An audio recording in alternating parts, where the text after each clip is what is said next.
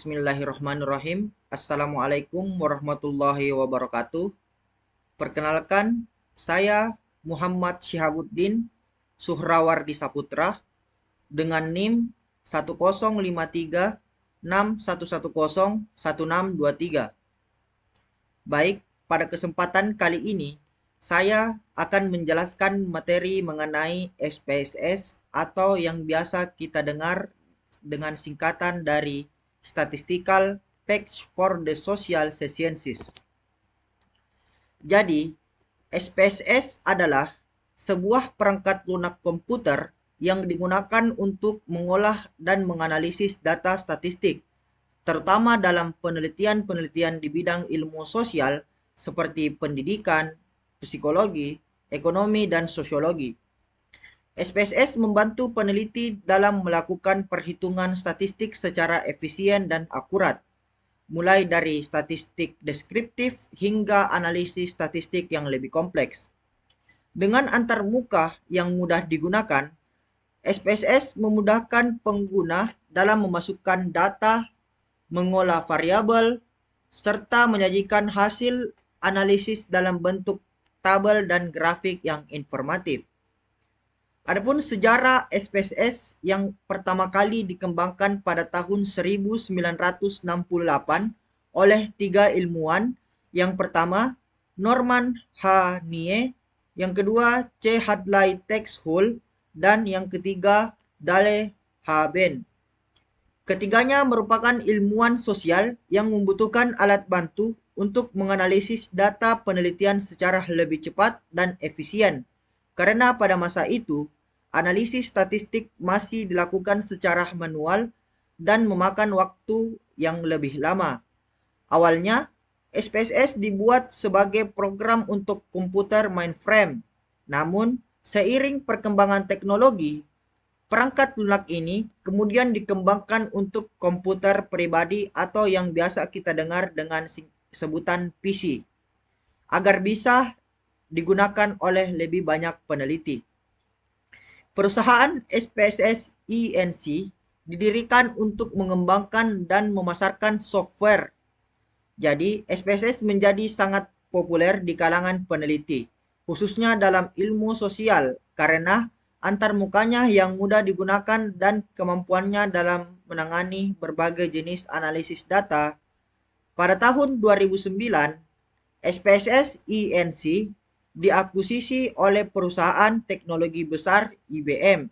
Sejak saat itu, SPSS dikenal juga dengan nama IBM SPSS Statistik dan terus dikembangkan untuk mendukung kebutuhan analisis data yang semakin kompleks di berbagai bidang, tidak hanya ilmu sosial, tetapi juga bisnis, kesehatan, dan teknik.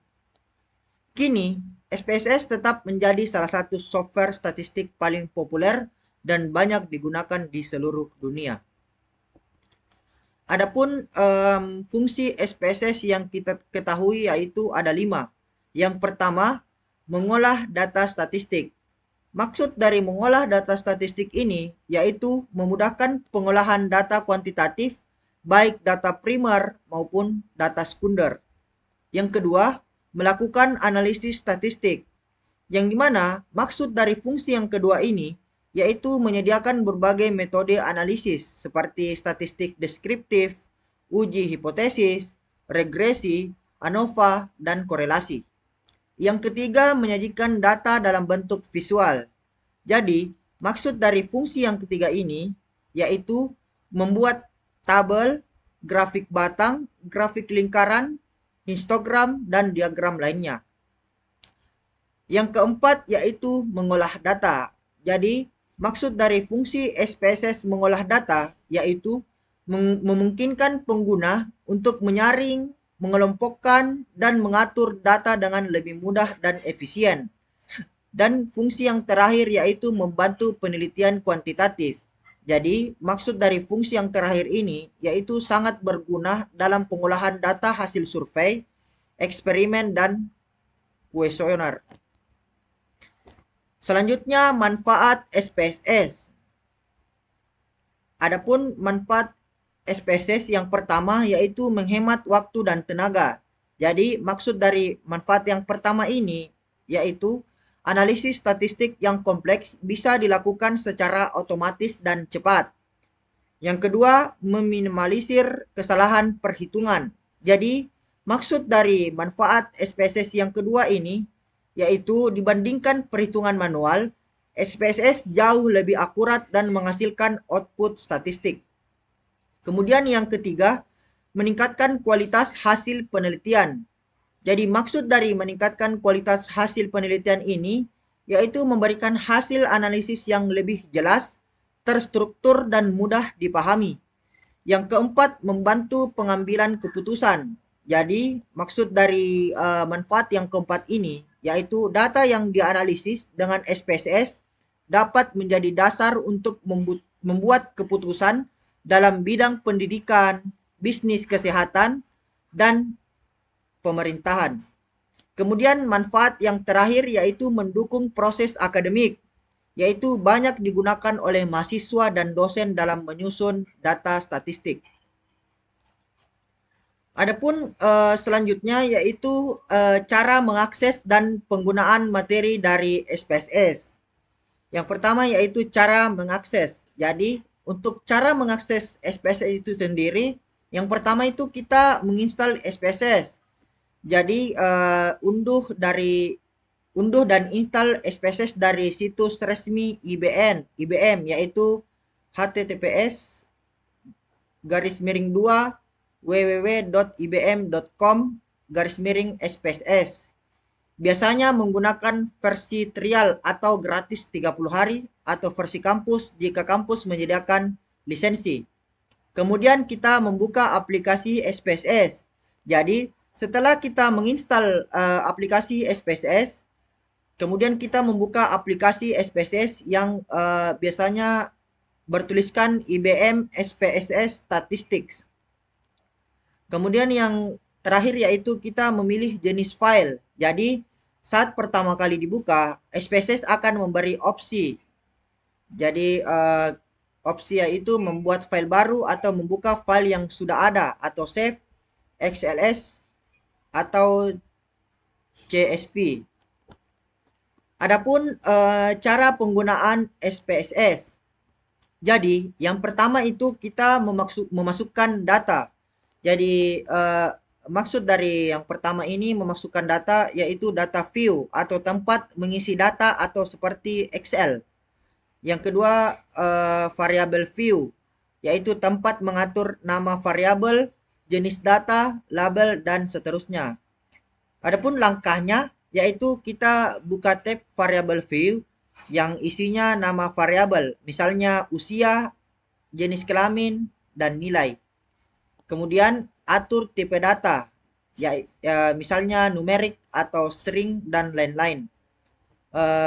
Yang ketiga itu pindah ke data view, lalu masukkan data sesuai variabel. Kemudian yang kedua, mengelola data seperti sortir data, filter data, dan ubah data. Kemudian yang ketiga, analisis data. Maksud dari cara penggunaan SPSS yang ketiga ini dibagi menjadi 4 jenis, yaitu deskriptif statistik. Yang kedua uji T atau T garis tes. Kemudian yang ketiga uji korelasi dan yang keempat itu regresi. Kemudian cara penggunaan yang keempat yaitu membuat grafik. Untuk grafik kita bisa membuka graphs, kemudian chart builder, dan bisa buat bar chart, pie chart, histogram, scatter plot. Kemudian yang terakhir yaitu menyimpan file. Jadi kita bisa menyimpan data file dengan mengetik format save as atau format save. Yang selanjutnya simpan output hasil analisis, yaitu file kita save as atau format SPV. Kemudian yang terakhir ekspor hasil ke PDF atau Word juga bisa. Jadi setelah kita menyimpan file tersebut, kita bisa mengekspornya ke PDF atau Word. Kemudian selanjutnya yaitu contoh materi ajar yang menggunakan SPSS. Jadi saya mengambil contoh materi yang dimana judul materi yang saya ambil yaitu analisis data statistik deskriptif menggunakan SPSS. Jadi ringkasan pada contoh materi ajar yang saya ambil yaitu materi ini membahas cara mengolah data statistik deskriptif menggunakan aplikasi SPSS. Fokus utamanya yaitu adalah bagaimana siswa atau mahasiswa dapat memasukkan data ke dalam SPSS, menjalankan perintah analisis deskriptif seperti menghitung nilai rata-rata atau median, modus, serta standar deviasi, lalu menginterpretasikan hasil output yang muncul. Adapun langkah-langkah pembelajarannya, yang pertama yaitu guru atau dosen menjelaskan secara singkat apa itu SPSS dan mengapa penting dalam analisis data. Kemudian, peserta didik diarahkan untuk membuat aplikasi SPSS dan mengenal dua tampilan utama, yaitu variable view dan data view. Di variable view, peserta didik membuat variabel-variabel yang akan digunakan seperti nama, jenis kelamin, dan nilai. Kemudian masing-masing variabel disetting dengan tipe data yang sesuai atau numerik atau string, label, dan skala pengukuran. Selanjutnya, peserta didik berlatih menginput data berdasarkan hasil kuesioner atau data hasil belajar yang telah tersedia. Setelah data dimasukkan, mereka diajarkan cara menjalankan analisis statistik deskriptif melalui menu analisis, kemudian memilih deskriptif statistik, lalu klik deskriptifes. Dari situ peserta memilih variabel yang ingin dianalisis, misalnya nilai siswa. Setelah menekan tombol OK, hasil output akan muncul berupa nilai rata-rata, minimum, maksimum, dan standar deviasi. Kemudian peserta didik diminta untuk mengamati dan menuliskan interpretasi dan dari hasil tersebut. Misalnya, jika nilai rata-rata siswa adalah 78 dengan standar deviasi 5, maka mereka dapat menyimpulkan bahwa rata-rata hasil belajar siswa cukup tinggi dan penyebaran nilai tidak terlalu jauh dari rata-rata. Kemudian adapun yang jadi penugasan sebagai latihan mandiri, peserta didik diminta melakukan analisis deskriptif terhadap variabel lain, misalnya tingkat kepuasan belajar siswa, dan menyusun laporan hasil analisis dalam format narasi singkat. Kemudian yang terakhir yaitu tujuan pembelajaran dari contoh materinya, yaitu setelah mengikuti materi ini, peserta didik mampu menginput data ke dalam SPSS, menjalankan perintah statistik deskriptif, dan menginterpretasikan hasil analisis dasar dengan baik. Jadi tujuan dari pembelajaran ini yaitu siswa ini mampu menginput data ke dalam SPSS. Kemudian siswa ini mampu menjalankan perintah statistik deskriptif, dan tujuannya yaitu siswa juga ini mampu menginterpretasikan hasil analisis dasar dengan baik. Kemudian ada beberapa artikel yang saya ambil dari jurnal. Yang pertama itu jurnal Cendekia. Jadi artikel yang pertama itu nama penulisnya yaitu Mega Kusuma Listyothami yang diterbitkan pada tahun 2021 dengan judul Analisis Kecemasan Matematika dan Self-Efficacy pada e-learning dalam kokurikuler SPSS. Jadi kesimpulan pada artikel yang pertama ini yaitu hasil penelitian menunjukkan bahwa kecemasan matematika dalam self-efficacy berpengaruh terhadap e-learning. Hubungan antara kecemasan matematika dan self-efficacy terhadap e-learning adalah sebesar 0,938. yaitu kecemasan matematika dan efisiensi mempengaruhi e-learning sebesar 87,9%. Jadi, tingkat kecemasan matematika berbanding terbalik dengan tingkat self-efisiensi siswa. Jadi, siswa yang memiliki tingkat kecemasan matematika yang rendah akan mempunyai tingkat self-efisiensi yang tinggi. Sebaliknya, siswa yang memiliki tingkat kecemasan matematika yang tinggi akan mempunyai tingkat self-efisiensi yang rendah. Jadi, untuk mengakses artikel yang pertama ini, adapun linknya nanti saya akan tampilkan di deskripsi YouTube. Kemudian artikel yang kedua yang saya ambil dari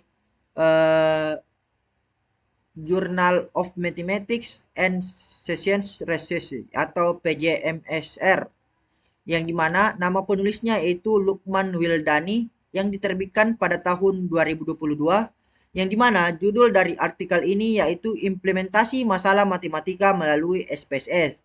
Jadi kesimpulan yang saya dapat dari artikel yang kedua ini yaitu berdasarkan penelitian yang telah disampaikan. Jadi dapat disimpulkan bahwa pengolahan data kuantitatif dengan menggunakan software SPSS memberikan hasil yang cepat dan akurat dalam mengolah data pengolahan data dalam penggunaan software yang dapat dibilang relatif sederhana.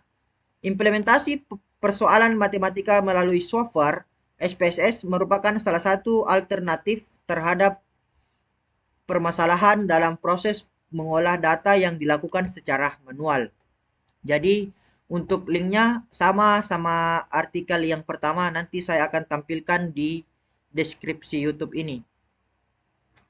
Kemudian artikel yang ketiga yang saya ambil dari jurnal Bangun Abmas, yang dimana nama penulisnya yaitu Ulfa Syuhada Nasution, yang diterbitkan pada tahun 2022, yang dimana judul pada artikel ini yaitu pelatihan pengenalan aplikasi SPSS dalam pembelajaran matematika. Jadi setelah saya baca artikel yang ketiga ini, saya menyimpulkan bahwasanya kegiatan pengabdian kepada masyarakat yang dilakukan di Mas Daar Al-Ulum Asahan dapat disimpulkan bahwa pelaksanaan latihan menggunakan SPSS di Mas Dar Al-Ulum Asahan adalah memberikan kemudahan bagi siswa menganalisis dan melakukan perhitungan statistik baik parametrik maupun non-parametrik, yang dimana SPSS memberi kemudahan dalam perhitungan juga mampu menganalisis penelitian dengan variabel yang lebih banyak.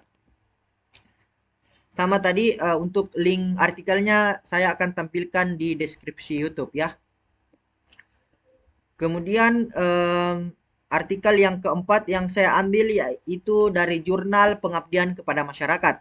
Jadi nama penulisnya yaitu Retno Marshitin, yang diterbitkan pada tahun 2022, yang dimana judul artikelnya yaitu pelatihan analisis data menggunakan aplikasi statistik SPSS. Yang dimana kesimpulan pada artikel yang keempat ini yaitu kegiatan pelatihan analisis data menggunakan aplikasi statistik SPSS memperoleh respon yang baik dan positif. Keterlibatan mahasiswa sebagai peserta selalu aktif mengikuti kegiatan hingga berakhirnya kegiatan serta evaluasi, sehingga dapat disimpulkan kegiatan pelatihan terlaksana dengan sangat baik dan berhasil sesuai tujuan dan target yang ditetapkan. Kegiatan pelatihan analisis data menggunakan aplikasi statistik SPSS melalui sosialisasi, pelatihan dan pendampingan dengan modul pelatihan yang tampilannya menarik dapat menumbuhkan dan menumbuh kembangkan pemahaman dan terampil dalam analisis data menggunakan aplikasi statistik SPSS serta menginterpretasikan output pemrosesan data statistik dengan tepat. Sama tadi mungkin untuk link artikelnya itu saya akan tampilkan di deskripsi YouTube ya. Kemudian artikel yang terakhir atau artikel yang kelima yang dimana saya ambil dari jurnal Gammat, yang dimana nama penulisnya yaitu Nur Hayati, yang diterbitkan pada tahun 2020. Untuk judul artikelnya yaitu pengaruh per teaching berbantuan aplikasi SPSS terhadap kemampuan penguasaan konsep pada materi statistika. Jadi kesimpulan pada artikel yang kelima ini, yang dimana bahwasanya adanya pengaruh yang signifikan dari purchasing berbantuan aplikasi SPSS terhadap kemampuan penguasaan konsep pada materi statistika. Hal tersebut berdasarkan hasil dari pengujian hipotesis dengan menggunakan aplikasi SPSS. Penggunaan purchasing berbantuan aplikasi SPSS dapat memberi pengaruh yang positif kepada siswa dalam meningkatkan kemampuan penguasaan konsep pada materi statistika karena proses pembelajaran yang dapat memotivasi siswa dan menyenangkan. Mungkin untuk link artikelnya sama tadi, jadi saya akan jadi kelima link artikel ini saya akan tampilkan di link deskripsi dan di deskripsi YouTube. Jadi mungkin itu saja penyampaian materi yang dapat saya sampaikan. Lebih dan kurangnya mohon dimaafkan. Saya akhiri dengan ucapan billahi fisabilil haq fastabiqul khairat. Assalamualaikum warahmatullahi wabarakatuh. Sampai jumpa di next video.